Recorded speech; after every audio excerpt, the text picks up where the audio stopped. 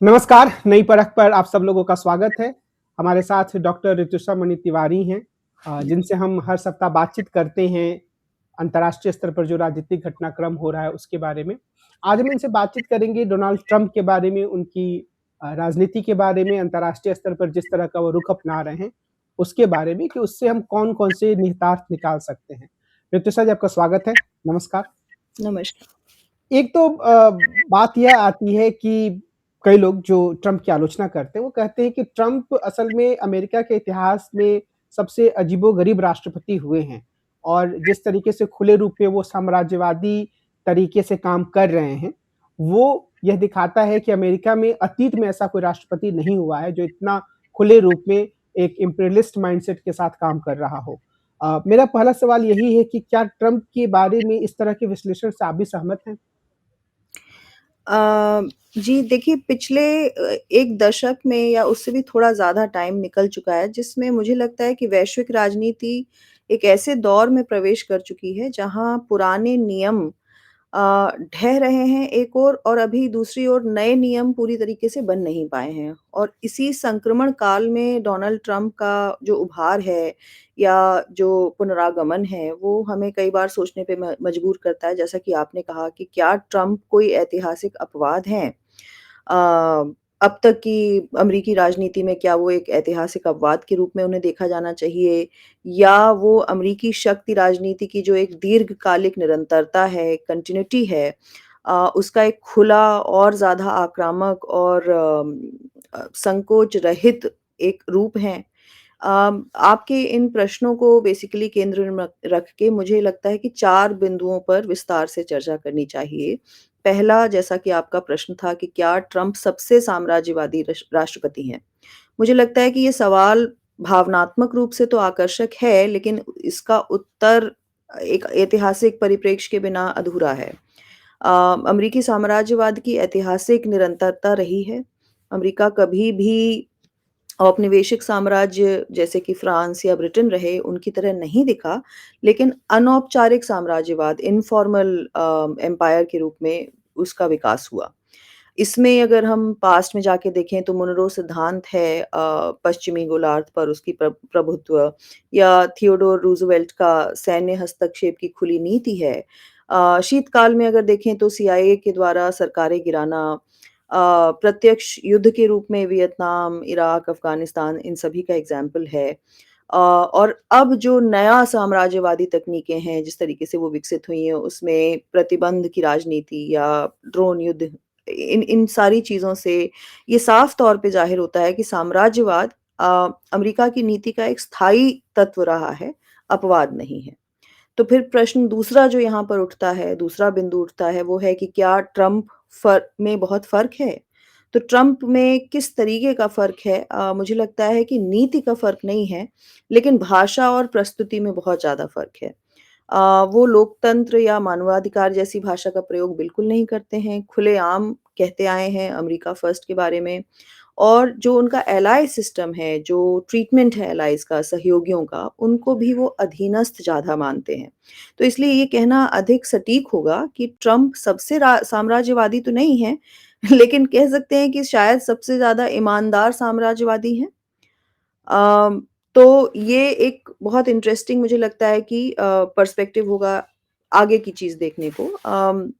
तो अब जो है ट्रम्प का नाम जिन चीज़ों को लेकर बहुत ज़्यादा हमारे सामने आता है वो यही है कि मतलब उनकी रणनीतिक सोच को अब हम कैसे समझें? अगर वो एक मतलब ईमानदार साम्राज्यवादी हैं। तो मुझे लगता है कि आपके प्रश्न का उत्तर मैं इसी प्रकार से देना चाहूँगी।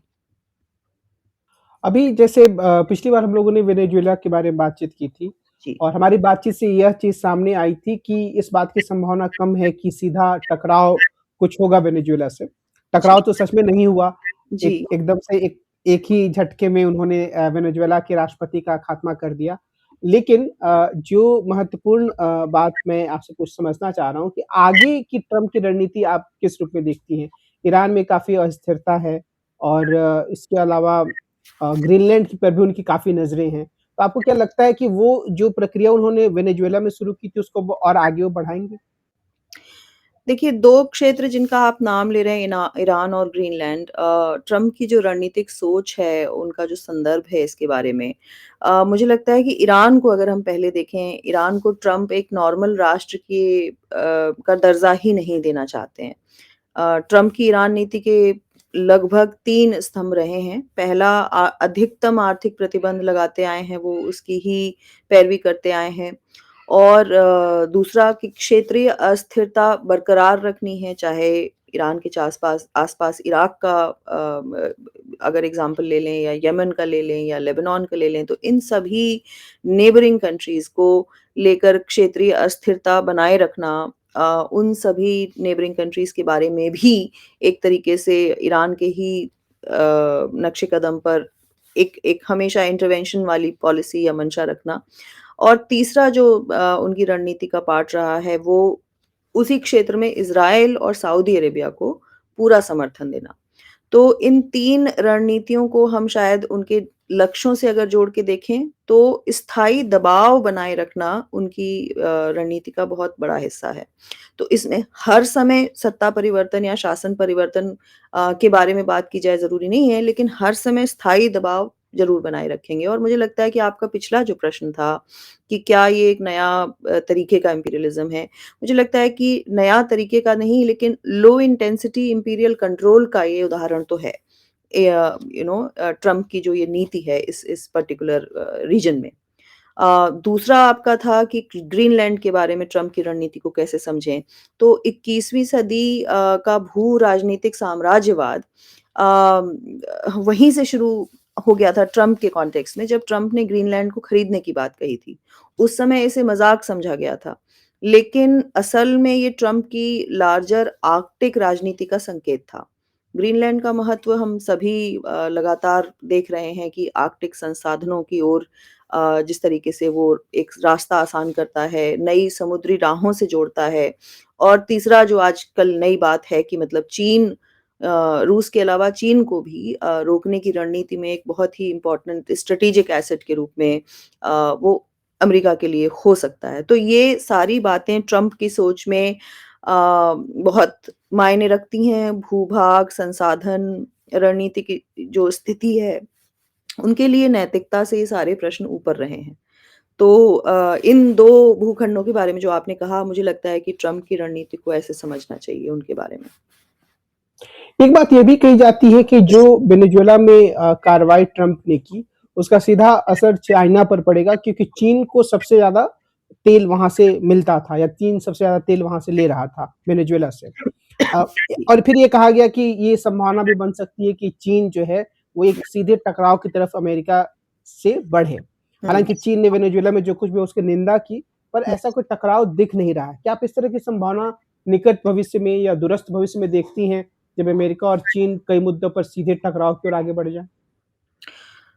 अ, देखिए, संक्षेप में अगर उत्तर इस बड़े प्रश्न का दिया जाए तो हाँ, चीन लगातार अमेरिका को चुनौती दे रहा है, लेकिन सीधी नहीं बल्कि रणनीतिक, संरचनात्मक और दीर्घकालिक तरीके से। और अब इसे अगर चरणबद्ध तरीके से समझना चाहें तो सीधी चुनौती हम किसे कहते हैं? सीधी चुनौती हम सैन्य टकराव को कहते हैं, युद्ध जैसी स्थिति को कहते हैं या फिर खुला शक्ति संघर्ष जैसे कि शीत युद्ध के शुरुआती सालों में यूएस और यूएसएसआर के बीच में रहा। तो चीन इस मायने में अमेरिका को सीधी चुनौती तो नहीं देना चाह रहा है, लेकिन इसका मतलब ये बिल्कुल नहीं है कि अमेरिका की प्रधानता को उसने स्वीकार कर लिया है। चीन की चुनौती की जो प्रकृति है, जो नेचर है, वो डायरेक्ट नहीं है, सीधा नहीं है, लेकिन डीप है, गहरा बहुत है। तो सैन्य टकराव से बचाव एक सचेत निर्णय है।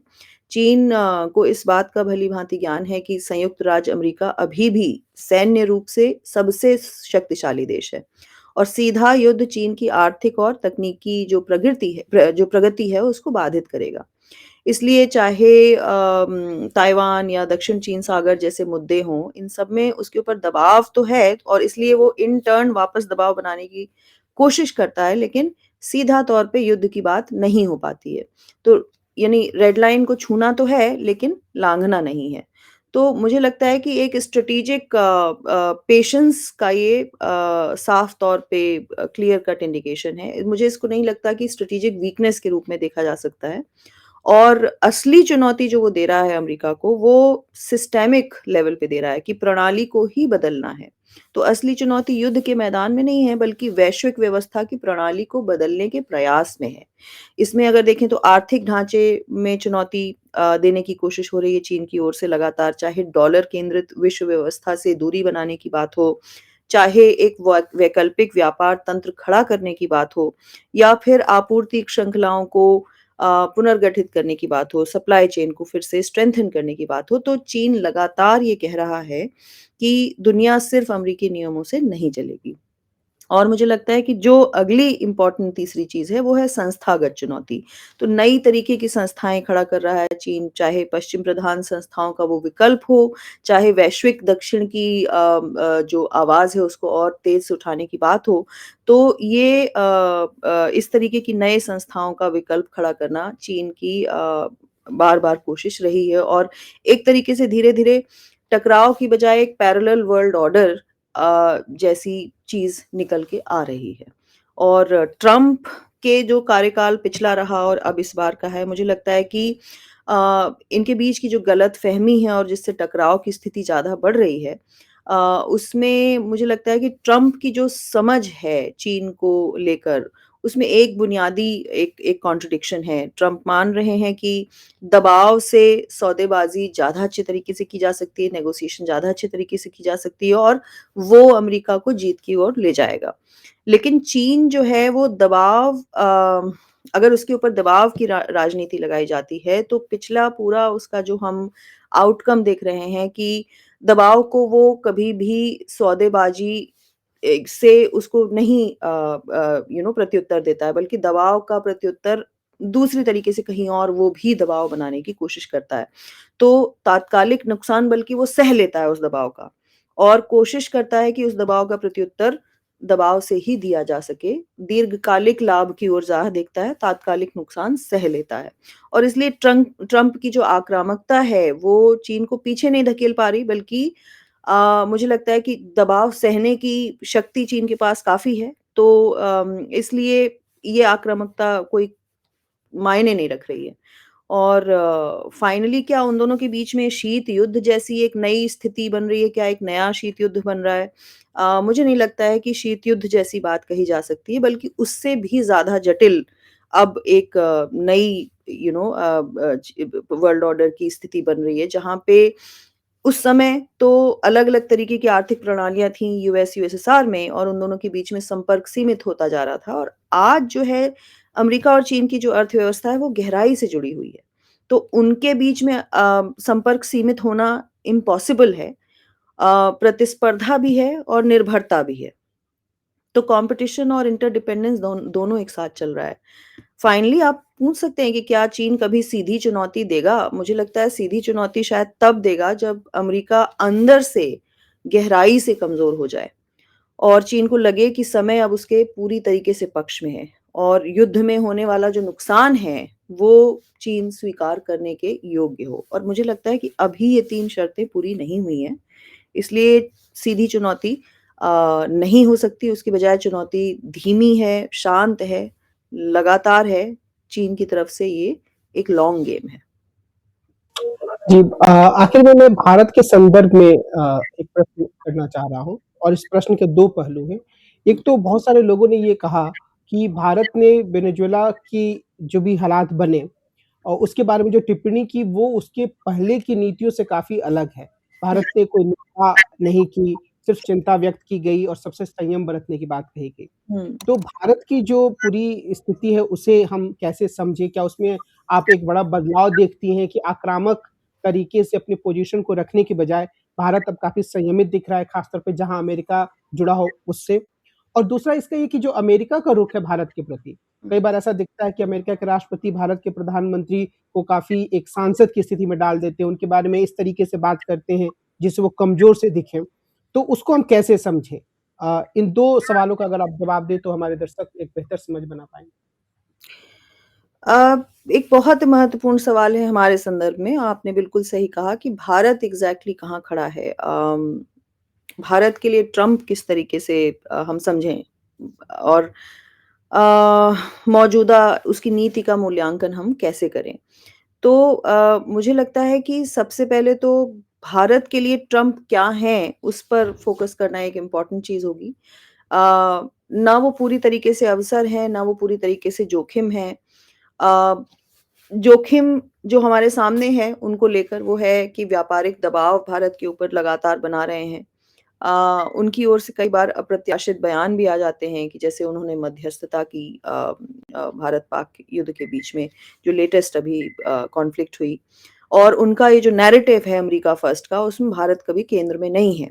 तो ये जो जोखिम है ट्रम्प की ओर से भारत को लेकर वो साफ तौर पे हमें दिखाई देता है। अम, उसी के साथ अगर देखें कि क्या किस तरीके से ट्रम्प के होने को हम एक अवसर के रूप में देखते हैं, तो रक्षा सहयोग की बातें सामने आती हैं। इंडो-पैसिफिक पर एक साझा विमर्श की बात सामने आती है या फिर अगर कहीं शक्ति संतुलन बनाने की बात है इस पर्टिकुलर रीजन में, तो रणनीतिक तालमेल अमेरिका के साथ देखने की बात आती है। तो ऐसे में जब हम ये लगातार देख रहे हैं कि वो एक अवसर भी हैं और जोखिम भी हैं, अजीब तरीके की स्थिति उन्होंने बना रखी है भारत के लिए। तो फिर उसमें हम भारत की जो फ़ॉरेन पॉलिसी रही है, इस पूरे कॉन्टेक्स्ट में वेनेजुला से लेके अब जो लगातार स्थिति बदल रही है ग्रीनलैंड और ईरान के ऊपर जो ट्रम्प की बयानबाज़ी है, उसमें ये भी ध्यान देखना होगा कि डोनाल्ड ट्रम्प की खुद की विदेश नीति किसी नैतिक दृष्टिकोण की बात नहीं कर रही है, कोई दीर्घकालिक नैतिक दृष्टिकोण नहीं है। अमेरिका फर्स्ट ट्रांज़ैक्शनल रिलेशनशिप यानी दोस्ती नहीं सौदा, एसिमेट्री ऑफ पावर मतलब ताकतवर की जो शर्तें हैं वो ज़्यादा मान्य होंगी और इस ढांचे में कोई भी देश जिसके पास सेम पावर नहीं है, वो दबाव के इस वो उसके ऊपर दबाव बनाया जा सकता है और मध्यम जो शक्तियाँ हैं उनका उपयोग किया जा सकता है और जो आपकी सहयोगी हैं, अलायंसेस हैं, वो भी शर्तों पर ही एलाइशिप में रखें। तो ये जो उनका पर्सपेक्टिव है और जो हमारा पर्सपेक्टिव है, इसमें ये बात साफ तौर पे ज़ाहिर होती है कि ज़रूरी नहीं है कि भारत खुद को जिस श्रेणी में देख रहा हो कि वो क्या कमज़ोर देश है, क्या मध्यम शक्ति है या उभरती शक्ति है या सहयोगी देश है। ट्रम्प ज़रूरी नहीं है कि उसको उसी श्रेणी में देख रहे हों। तो एक-दूसरे को देखने का मतलब भारत का अपना खुद का नज़रिया क्या है कि मैं अमेरिका के लिए क्या हूँ और ट्रम्प का नज़रिया क्या है कि अमेरिका के लिए भारत क्या है, इसमें मुझे लगता है कि एक वैमनस्य है। वेनेजुला के बारे में अगर एग्ज़ाम्पल लें तो वेनेजुला का उदाहरण साफ तौर पे दिखा रहा है कि चुनी हुई सरकार को अमेरिका ने अवैध बता दिया, विपक्षी नेता को अंतरिम राष्ट्रपति घोषित किया, साफ तौर पे तेल संसाधनों पर उनकी निगाह है और बहुत ही कठोर प्रतिबंध और आर्थिक तबाही की ओर वेनेजुला इस पूरी चीज़ में बढ़ रहा है। तो साफ तौर पे उनकी जो फ़ॉरेन पॉलिसी है वो दिखाई दे रही है कि यदि कोई देश अमेरिकी हितों को नहीं साध रहा है, तो फिर उसकी संप्रभुता का भी सम्मान नहीं किया जाएगा। तो मुझे लगता है कि इस पूरे उदाहरण को देखते हुए भारत के लिए एक बहुत निर्णायक घड़ी है, एक सबक भी है कि भारत भले ही वेनेजुला ना हो, लेकिन ये उदाहरण ये बताता तो है कि ट्रम्प के लिए संप्रभुता कोई पवित्र सिद्धांत नहीं है, कोई सैक्रोसैंक्ट प्रिंसिपल नहीं है। संसाधन या रणनीति या आज्ञाकारिता शायद ज़्यादा महत्वपूर्ण है। इसलिए अगर अमेरिका का मित्र भारत अपने आप को समझना चाहे, तो उसको ये बात भली-भाँति पता है कि ये बराबरी की मित्रता नहीं होगी, बराबरी की भागीदारी नहीं होगी अमेरिका की नज़रों में। और ग्रीनलैंड के केस में तो जो शक्ति का बहुत ही एक एक विकृत स्वरूप है, विकृत भाषा है, उसके साथ हम ग्रीनलैंड का एग्ज़ाम्पल देख रहे हैं। आर्कटिक संसाधन सैन्य रणनीतिक स्थिति और चीन और रूस को रोकने की बात को लेकर ट्रम्प इसको खरीदने की बात कहते आए। तो उनके लिए दुनिया बेसिकली एक एक एक संप्रभुता से मापदंडों से बाँटा हुआ नक्शा नहीं है, बल्कि एक संपत्ति है, रियल एस्टेट है। और भारत के लिए फिर इसमें क्या सबक है कि अगर ट्रम्प ग्रीनलैंड को खरीदने की बात सोच सकते हैं, तो वो किसी भी क्षेत्र को केवल रणनीतिक वस्तु की ओर देख रहे हैं के तरीके से देख रहे हैं। तो भारत जैसा देश ये बात भली-भाँति समझ रहा है कि ट्रम्प के लिए इतिहास या भावना या नैतिकता नहीं है। ये नक्शा जो इस समय है दुनिया का, बल्कि एक रणनीतिक उपयोगिता के रूप में वो इस नक्शे को देखते हैं। तो भारत की विदेश नीति की जो तैयारी है इस चीज़ को रिस्पॉन्ड करने के लिए, ये अधूरी है या सही दिशा की ओर है? हम लगातार रणनीतिक स्वायत्तता के ऊपर बात करते आए हैं, जिसमें यदि हम अमेरिका के साथ सहयोग कर रहे हैं, तो इसका अर्थ ये नहीं है कि उसके ऊपर निर्भर हैं। उसी के साथ रूस या ईरान या ब्रिक्स या इवन चीन के साथ संवाद हम लगातार अपनी शर्तों पे बनाए रखे रहे हैं। तो ट्रम्प का ये जो मौजूदा संदर्भ है, इसमें हमारी रणनीति क्या रहेगी? मुझे लगता है कि रणनीति के मुख्य बिंदु ये रहेंगे कि ट्रम्प एक स्थायी एक स्थायी एस्पेक्ट नहीं है अमेरिकी विदेश नीति का या अमेरिका का। अमेरिका के हित स्थायी हैं। तो ट्रम्प को ही केवल दिमाग में रखकर अपनी विदेश नीति को तौलने की बजाय हमें ये समझना होगा कि जो स्थायी है वो है अमेरिकी हित और वो हित कभी भी भारत से टकरा सकते हैं। इसलिए एक और यदि हम अमेरिका के साथ चल रहे हैं तो साथ चलने की कोशिश करें लेकिन उसके पीछे चलने की कोशिश नहीं करें। समग्र निष्कर्ष के रूप में ट्रम्प की दुनिया में संप्रभुता ऐसे ही नहीं मिल जाएगी, उसकी सशर्त मतलब आप उसको जो है ले सकते हैं जब आप सशर्त मान लें उनकी कोई बात और शक्ति एकदम खुली और असंकुचित है। मित्रता अस्थायी है और हित स्थायी है। तो मुझे लगता है कि भारत के लिए सबसे ज़्यादा यथार्थवादी जो नीति होगी वो होगी शक्ति संतुलन बहुविकल्प तैयार करना और आत्मनिर्भरता। जिसमें आप पूर्ण रूप से ना तो अमेरिका के खेमे में विलय कर लें और ना ही आप सीधा विरोध करने की भी स्थिति में हैं लगातार। तो इश्यू बेस्ड अलाइनमेंट या लॉन्ग टर्म जो स्वायत्तिक जो रणनीति होती है ऑटोनॉमी की, उसके बारे में हमें ध्यान रखना होगा। और ये एक टफ कॉल है लेकिन इसके लिए भारत के पास इससे ज़्यादा जो है बड़ा सुरक्षा कवच कोई नहीं हो सकता, जहाँ वो अपनी रणनीतिक स्वतंत्रता के बारे में लगातार बात करता रहे।